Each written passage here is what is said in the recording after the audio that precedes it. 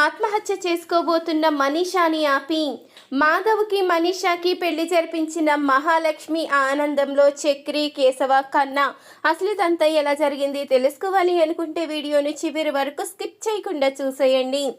అలాగే వీడియో గనుక నచ్చితే తప్పకుండా ఒక్క లైక్ చేయండి. ఇక మహాలక్ష్మికి అయితే కేశవ క్షమాపణ అయితే చెప్తాడు. నన్ను క్షమించండి, ఇదంతా నా కారణంగానే జరిగింది. నేనే గనక ఆ శైలుని ప్రేమించి ఉండకపోతే ఈరోజు ఈ పరిస్థితి వచ్చుండేదే కాదు. నా కారణంగా మన కుటుంబం అందరి ముందు అవమానం పాలవుతుంది. నా కారణంగా మీరు ఈరోజు ఇలా మాటలు పడ్డారు. ఇదంతా జరగడం చూస్తూ ఉంటే నేను సహించలేకపోతున్నాను. ఇక మీదట నాకు ఆ శైలుకి ఎలాంటి సంబంధం లేదు అంటూ ఇక అనంగానే, చూడు కేశవ, మీరు ఇలా మాట్లాడడం నాకు నచ్చలేదు. అసలు శైలుకి విషయంలో సంబంధం ఏముంది? తను మిమ్మల్ని ప్రాణంగా ప్రేమిస్తుంది. ఎప్పుడూ కూడా ప్రేమించే వాళ్ళని దూరం చేసుకోకూడదు. మనం ప్రేమించే వాళ్ళకన్నా మనల్ని ప్రేమించే వాళ్ళని పెళ్లి చేసుకుంటేనే జీవితం బాగుంటుంది. శైలుకి మీరంటే ప్రాణం కాబట్టి, మీరంటే ఇష్టం కాబట్టి ఖచ్చితంగా మీ ఇద్దరికి పెళ్లి జరిగితే మీ ఇద్దరి జీవితం సంతోషంగా ఉంటుంది. ఇంకెప్పుడు ఇలా మాట్లాడకండి అంటూ ఇక మహా అయితే చెప్పి వెళ్ళిపోతుంది. అప్పుడు ఇక మాధవ్ అయితే అంటూ ఉంటాడు, మహా చెప్పింది కూడా నిజమేరా, దీంట్లో అమ్మాయి తప్పేముంది? అమ్మాయి నిన్ను ప్రేమించింది, అది వాళ్ళకి ఇష్టం లేదు, అందుకనే ఇలా చేస్తున్నారు. నువ్వు ఇది టార్గెట్ చేసి అమ్మాయిని వద్దు, నేను వదిలేస్తాను, నిన్ను ప్రేమించను అంటే అమ్మాయితో చెప్తే ఆ అమ్మాయి ఏదైనా చేసుకుంది అంటే తర్వాత నువ్వు భరించడం చాలా కష్టమవుతుంది. ఒక్కసారి ఆలోచించు. ఇవన్నీ ప్రేమించేటప్పుడే ఆలోచించుకోవాలి. ఇక ఒక్కసారి నువ్వు ప్రేమించడం మొదలుపెట్టిన తర్వాత ఎలాంటి సమస్య వచ్చినా ఎదుర్కోవడానికి సిద్ధంగా ఉండాలి. అంతే తప్ప సమస్య వచ్చింది కదా అని నీ ప్రేమనే దూరం చేసుకుంటాను అంటే ఎలా కుదురుతుంది? ఒక ఆడపిల్ల ఎవరి మీదైనా మనసు పడితే, తను ఎవరినైనా ఇష్టపడితే ఆ ఇష్టం జీవితాంతం ఉండిపోతుంది. ఏ కారణంగా అయినా ఆ పెళ్ళి జరగకపోతే ఆ అమ్మాయి ఎంత బాధపడుతుందో ఒక్కసారి ఆలోచించు. మీ ఇద్దరూ ప్రేమించుకున్నారు కాబట్టి ఖచ్చితంగా మీ ఇద్దరూ ఒకటయ్యే మార్గం ఆ దేవుడే చూపిస్తాడు. నువ్వు మాత్రం తొందరపడి అమ్మాయి దగ్గర అలా ఇలా మాట్లాడి బాధ పెట్టకు అంటూ మాధవ్ అయితే ఇక కేశవతో అయితే చెప్తూ ఉంటాడు. ఇంతలో మరొక వైపు కన్నా అయితే ఆలోచిస్తూ ఉంటాడు. ఇప్పుడు ఆ ముంగిస్తూ అన్నయ్యకి కూడా పెళ్ళైపోతే ఈ ఇంటికి ఇద్దరు వదుళ్ళు వస్తారు. అలాగే మాధవ్ అన్నయ్యకి కూడా ఏదో రకంగా పెళ్ళి జరిగితే బాగుండు. అప్పుడు మా ఇల్లు నిజంగానే బృందావనంలా ఉంటుంది. ముగ్గురు అన్నలు ముగ్గురు వదుళ్ళ మధ్య నేను చిన్నవాడిని ఎంతో ప్రేమగా చూసుకుంటారు. అసలు ఈ ఇల్లు ఎప్పుడు అలా మారుతుందో, ఎప్పుడు ఇంట్లో ఇంకా మిగతా ఇద్దరు వదులను అడుగు పెడతారో దేవుడా, నువ్వు మాత్రం ఈ సహాయం చెయ్యి అంటూ ఇక కన్నా అయితే తన మనసులో అనుకుంటూ ఉంటాడు. అప్పుడే ఇంతలో ఇక చక్రి అయితే వస్తాడు. ఏంట్రా అంత దీర్ఘంగా ఆలోచిస్తూ, దేవుడా నువ్వే నెరవేర్చాలి అన్నట్టు ఏదో మాట్లాడుతున్నావు, దేని గురించి కోరుకుంటున్నావేంటి? నా గురించేనా అంటూ అనంగానే, నీ గురించి కోరుకోవడానికి ఏముంది? నువ్వెప్పుడో పెళ్లి చేసుకుని వచ్చేసావు కదా. కేశవ అన్నయ్య గురించి మాధవ్ అన్నయ్య గురించే కోరుకుంటున్నాను. వాళ్ళకి కూడా పెళ్లి జరిగి ఈ ఇంటికి మరో ఇద్దరు వదులను అడుగు పెడితే ఈ ఇల్లు నిజంగానే బృందావనంలా ఉంటుందని అనిపిస్తుంది. మహావదిన పుట్టినరోజు నాడు మన ఇంటిని చూస్తే ఎంతో సంతోషంగా అనిపించింది. ఈ ఇల్లు ఎప్పుడు ఇలాగే సంతోషంతో నవ్వులతో ఉంటే ఎంత బాగుంటుంది. నేను పుట్టి పెరిగినప్పటి నుంచి ఇలా ఎప్పుడు ఒక్కసారి కూడా చూడలేదని ఆ రోజే అనిపించింది అన్నయ్య. ఆ రోజు మన ఇంటిని చూస్తూ ఉంటే ఎప్పటికీ మన ఇల్లు ఇలాగే సంతోషంగా ఉండాలని అనిపించింది. అందుకనే చెప్తున్నాను, ఇంకో ఇద్దరు వదుళ్ళు కూడా అడుగు పెడితే మన ఇల్లు బృందావనంలా ఉంటుంది.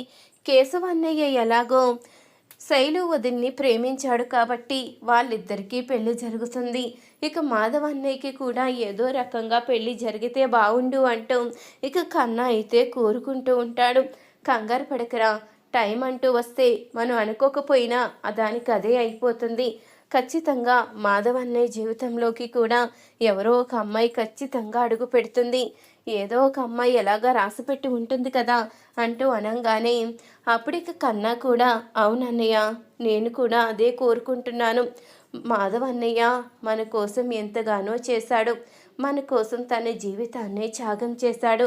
అలాంటి అన్నయ్య జీవితం కూడా బాగుండాలి, తను కూడా ఈ ఇంట్లో సంతోషంగా ఉండాలి అంటూ కన్నా అయితే అనగానే చక్రి కూడా అవును, నేను కూడా కోరుకునేది అదే. అన్నయ్య మన జీవితాల కోసం ఎంతగానో చేశాడు, ఇప్పుడు అన్నయ్య జీవితం కోసం మనం కూడా ఏదోటి ఆలోచించాలి అంటూ చక్రి అయితే చెప్తూ ఉంటాడు. ఇంతలో మరొక వైపు మనీషా తల్లి తండ్రి అయితే వస్తారు. ఏంటి, నువ్వు అక్కడి నుంచి దూరంగా ఇక్కడికి వచ్చేస్తే నీకు పెళ్లి చెయ్యను అనుకున్నావా? నీకు ఖచ్చితంగా పెళ్లి చేసి తీరుతాము, మీ బావతోనే నీ పెళ్లి జరుగుతుంది, ఇక మేము మాత్రం ఈ విషయంలో వినిపించుకునే ప్రసక్తే లేదు అంటూ అనగానే లేదు, నేను ఆ దుర్మార్గుణ్ణి పెళ్లి చేసుకోను, నాకు అసలు ఆ పెళ్లి ఇష్టం లేదు, అందుకనే నేను ఇక్కడికి వచ్చేసాను, దయచేసి నన్ను ఇబ్బంది పెట్టొద్దు అంటూ మనీషా అయితే చెప్తూ ఉంటుంది. ఏంటి ఇబ్బంది పెట్టేది, ఒక ఆడపిల్ల బాధ్యత తల్లి తండ్రిగా మేము చూసుకోవాలి, నువ్వు నీ ఇష్టం వచ్చినట్టు ఈ పెళ్ళొద్దు ఆ పెళ్ళొద్దు అంటే మేము ఎలా ఊరుకుంటాము అనుకున్నాము? బావుకేం తక్కువ, బోలెడంత ఆస్తుంది, మనిషి అందంగా కూడా ఉంటాడు, ఇంకా నీకు అంతకన్నా ఏం కావాలి అంటూ అనగానే ఆస్తుంది, అందముంది, కానీ గుణమే లేదు. ఒక ఆడపిల్ల సంతోషంగా ఉండాలి అంటే కట్టుకున్న భర్త ప్రేమగా చూసుకోవాలి, మంచివాడై ఉండాలి, అంతే తప్ప ఆస్తులు పాస్తులు నాకెందుకు, నేను ఆ పెళ్లి చేసుకోను అంటూ మనీష అయితే చెప్తూ ఉంటుంది. అప్పుడు ఇక మనీష తల్లి తండ్రి అయితే నువ్వు ఈ పెళ్లి చేసుకుని తీరవలసిందే, ఎలా చేసుకోవో మేము చూస్తాము అంటూ ఇక కోపంగా చెప్పి వెళ్ళిపోతారు. అప్పుడే మనీష అయితే బాధపడుతూ ఉంటుంది. నేను ఈ పెళ్లి చేసుకోవాలి అంటే ఖచ్చితంగా ఇక నన్ను నేను చంపుకున్నట్టే, ఈ పెళ్లి చేసుకుంటే నేను సంతోషంగా ఉండలేను, ఏ అమ్మాయిని చూస్తే అమ్మాయిని వదలకుండా వాడేవాడిని నేను ఎలా పెళ్లి చేసుకుంటాను, నన్ను కూడా ఒక ఆట బొమ్మలా చూస్తాడు, నన్ను కూడా అవసరానికి తగ్గ యంత్రంలా వాడుకుంటాడు, నేను మాత్రం వాడితో జీవితాన్ని పంచుకోలేను, అలాంటి వాడితో జీవితం పంచుకునే కన్నా నా ప్రాణాలే తీసుకుంటే సంతోషంగా నేను పైకి పోవచ్చు అంటూ ఇక మనీష అయితే నిర్ణయించుకుంటుంది. ఎంతోమంది అమ్మాయిల జీవితాలతో ఆడుకున్న వాడిని పెళ్లి చేసుకుంటే వాడి పాపం కూడా నేను మూటగట్టుకోవాలి, అలాంటి పాపాలు నేను మొయ్యలేను అంటూ మనీష అయితే నిర్ణయించుకుంటుంది. దీనికన్నా చావే మేలు, నేను ఈ రోజే నా ప్రాణాలు తీసుకుంటాను అంటూ మనీష అయితే ఇక బయటకైతే వస్తుంది. ఇక పాయిజన్ బాటిల్ అయితే కొనుక్కుంటుంది. ఇంతలో ఇక జాబుకి వెళ్తూ మనీష పాయిజన్ బాటిల్ కొనుక్కోవడం చూసిన మహా అయితే ఈ అమ్మాయి మొన్న నా పుట్టినరోజుకి వచ్చిన అమ్మాయి కదా, తన పేరు మనీష, తను పాయిజన్ బాటిల్ ఎందుకు తీసుకుంటుంది అంటూ మహా అయితే ఆలోచిస్తూ ఉంటుంది. అప్పుడు ఇక కన్నీళ్లు పెట్టుకుంటూ పాయిజన్ బాటిల్ తీసుకువెళ్తున్న మనీషాని చూసి ఇక మహాకైతే అనుమానం వస్తుంది.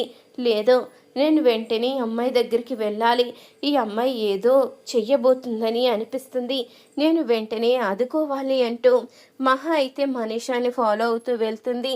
ఇంతలో ఇక మనీష అయితే నేను నా జీవితాన్ని ఈ రోజుతో ముగించబోతున్నాను, ఇష్టం లేని పెళ్లి చేసుకుని బ్రతకలేను, నేను ఈ రోజుతో చచ్చిపోతే నాకు ఎలాంటి సమస్య ఉండదు అంటూ మనీష అయితే పాయిజన్ బాటిల్ ఓపెన్ చేసి తాగబోతూ ఉండగా అప్పుడే ఇక మహా అయితే ఆపేస్తుంది. ఆగు, ఎందుకు ఇలాంటి పని చేస్తున్నావో, ఎందుకు నువ్వు పాయిజన్ తాగాలి అనుకుంటున్నావు, ఇప్పుడు నువ్వు చావవలసినంత కష్టం ఏమొచ్చింది అంటూ అడుగుతూ ఉంటుంది. మహా అయితే ఇంకేం రావాలి, నాకు ఇష్టం లేని పెళ్లి చేస్తున్నారు, వాడు ఒక దుర్మార్గుడు, చూసిన ప్రతి అమ్మాయిని కూడా కోరుకుంటూ ఉంటాడు, అలాగే వాళ్ళ జీవితాలతో ఆడుకుంటూ ఉంటాడు, అలాంటి వాణ్ణి పెళ్లి చేసుకుంటే నా జీవితం సర్వనాశనం అయిపోతుంది, నువ్వు ఒక ఆడపిల్లవే కదా, ఒక ఆడపిల్లగా ఆలోచించు, ఏ ఆడపిల్ల అయినా తన భర్త ప్రేమను కోరుకుంటుంది, తన భర్త తనని ప్రాణంగా ప్రేమించాలని కోరుకుంటుంది, ప్రతి ఆడపిల్లకి కావలసింది అదే, కానీ ఇప్పుడు నేను వాడిని పెళ్లి చేసుకుంటే వాడి అవసరాన్ని తీర్చడానికి మాత్రం ఉపయోగపడతాను తప్ప నాకంటూ ఎలాంటి విలువ ఉండదు, నాకంటూ ఎలాంటి గౌరవము లభించదు. అలాంటి వాడి భార్యను అంటే అందరూ కూడా నన్ను అసహించుకుంటారు. అలాంటి వాడిని పెళ్లి చేసుకుని నేను ఎలా గర్వంగా బ్రతకగలను? నేను ఎట్టి పరిస్థితుల్లో కూడా వాడిని పెళ్లి చేసుకొని సంతోషంగా ఉండలేను. అలాంటప్పుడు ఇలాంటి నిర్ణయం తీసుకోవడంలో తప్పు లేదు కదా. నా తల్లి తండ్రి నా మాట వినడం లేదో, నన్ను ఎలాగైనా వాడికి ఇచ్చి కట్టబెట్టాలి అనుకుంటున్నారు. ఇష్టం లేని పెళ్లి చేసుకుని నేను సంతోషంగా బ్రతకలేను అంటూ ఇక మనీష అయితే చెప్తూ ఉంటుంది.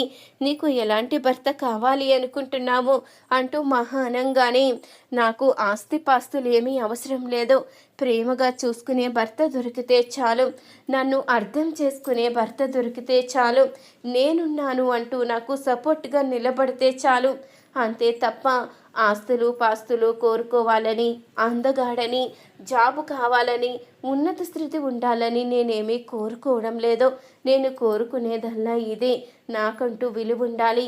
తన భార్యగా నేను పక్కనున్నప్పుడు ఫలానా వాళ్ళ భార్య అంటూ విలువ ఉండాలి అంటూ నేను కోరుకునేది అంటూ ఇక మనీష అనంగానే ఆ మాటలకి మహా అయితే అడుగుతూ ఉంటుంది.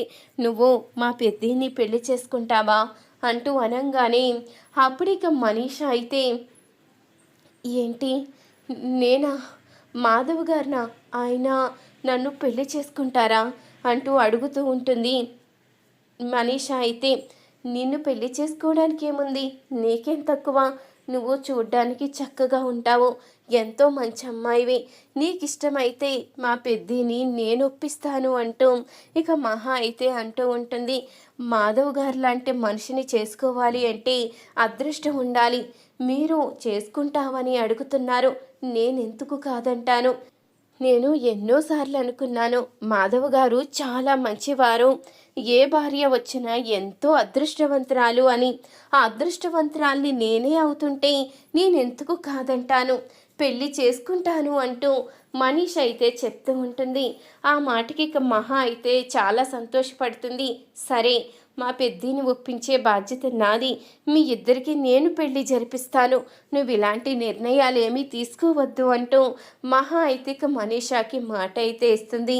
ఇక మహా అయితే మనీషాని తీసుకొని ఇంటికైతే వస్తుంది. అప్పుడే ఇక ఇంతలో మాధవ్, చక్రి, కన్నా, కేశవ అందరూ కూడా ఉంటారు.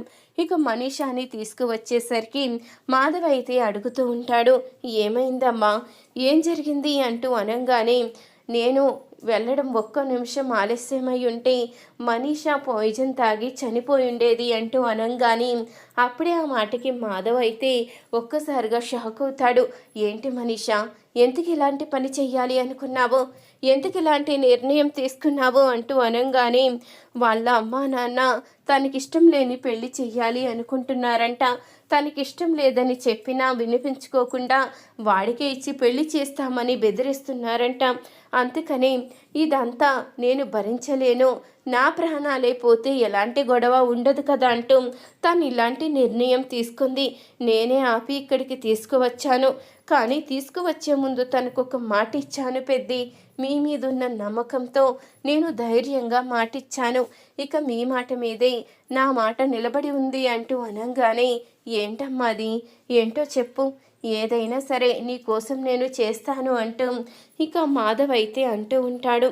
పెద్ది, అది తను ఎలాంటి భర్త కావాలి అంటే ఎంతో ప్రేమగా చూసుకునే భర్త, అలాగే మాధవ్ గారు లాంటి వ్యక్తి అయితే బాగుంటుంది అని చెప్పడంతో నేను కూడా తనకి మాటిచ్చాను, మీకు తనకి పెళ్ళి జరిపిస్తాను అని తనకి మాటిచ్చి ఇక్కడికి తీసుకువచ్చాను, మీరేమంటారు పెద్ది అంటూ అడుగుతూ ఉంటుంది మహా అయితే. ఆ మాటకి మాధవ్ అయితే ఒక్కసారిగా షాక్ అవుతాడు. ఏంటమ్మా మహా నువ్వు చెప్పేది, నేను తనని ఎలా పెళ్లి చేసుకోను, నేను ఇప్పుడు పెళ్లి చేసుకునే పరిస్థితిలో లేను అంటూ అంటూ ఉండగా, ఏంటి పెద్ది ఇదంతా, గాయత్రి కూడా మిమ్మల్ని ఎంతగానో ప్రేమించింది, కానీ తను పెళ్లి చేసుకు వెళ్ళిపోయింది కదా. ఇప్పుడు మీ జీవితం గురించి కూడా మీరు ఆలోచించుకోవాలి కదా. మీకంటూ ఒక జీవితం ఉండాలి, మీరు కూడా పెళ్లి చేసుకోవాలి. ఈ ఇల్లు బృందావనంలా ఉండాలి అంటే మీకు పెళ్లి జరగాలి, తర్వాత కేశవ పెళ్లి కూడా జరగాలి. అప్పుడే ఇంటిని ఒకళ్ళు వేలెత్తి చూపించడానికి కూడా సరిపోరు. అలాగే నా సుపుత్ర కోరుకుంటున్నట్టే ఇల్లు నిజంగానే బృందావనంలా ఉంటుంది. దయచేసి ఆలోచించండి పెద్ది. నేను తనకి మాటిచ్చి తీసుకువచ్చాను. మీరు తనని ఖచ్చితంగా పెళ్లి చేసుకుంటారు అని మీరు కూడా ఆలోచించండి అంటూ ఇక అడుగుతూ ఉంటుంది మహా. అయితే అప్పటికి మాధవ్ అయితే ఆలోచిస్తూ ఉంటాడు. ఇంతలో మనీషాని చూసేసరికి ఇక మాధవ్ అయితే అనుకుంటూ ఉంటాడు, ఇప్పుడు తను చనిపోవాలని నిర్ణయించుకుంది. మహా ఆపి మాటిచ్చి తీసుకువచ్చింది. ఇప్పుడు నేను గనక కాదంటే మళ్ళీ తను ఏదైనా అఘాయిత్యం చేసుకుంటే అప్పుడు దానికి కారణం నేనే అవుతాను. నేను ఎట్టి పరిస్థితిలో ఒక ఆడపిల్ల జీవితం నాశనం అయిపోవడానికి ఒప్పుకోలేను అంటూ మాధవ్ అయితే ఆలోచిస్తూ ఉంటాడు. సరేనమ్మా, నేను పెళ్లి చేసుకుంటాను అంటూ అనంగానే అప్పుడే మహా అయితే ఎంతగానో సంతోషపడుతూ ఉంటుంది. సరే పెద్ది, మీ పెళ్ళి ఇవాళే జరిగిపోవాలి. ఎందుకంటే తన తల్లి తండ్రి రేపే వాళ్ళ బావకిచ్చే పెళ్లి చేస్తామని చెప్పారంట. ముందే మీ పెళ్ళి జరిగిపోతే ఇక వాళ్ళు ఏమీ చెయ్యలేరు అంటూ ఇక మహా అంటూ ఉండగా ఇక మాధవ్ అయితే ఒప్పుకుంటాడు. ఇక అందరూ కూడా చాలా సంతోషపడతారు. ఇక మాధవ్కి అలాగే మనీషాకి పెళ్లి ఏర్పాట్లు అయితే చేస్తారు. ఇక మహా అయితే అనుకున్న విధంగానే మాధవ్కి అలాగే మనీషాకి పెళ్ళి అయితే జరిపిస్తూ ఉంటుంది. ఇంతలో మనీషా తల్లి తండ్రి అయితే వస్తారు. ఏంటి, మా కూతురికి మా ప్రమేయం లేకుండా పెళ్లి జరిపించడానికి మీరెవరు? అసలు ఎందుకు ఇలాంటి పనులు చేస్తున్నారు? నా కూతురికి పెళ్లి జరిపించడానికి నువ్వెవరమ్మా?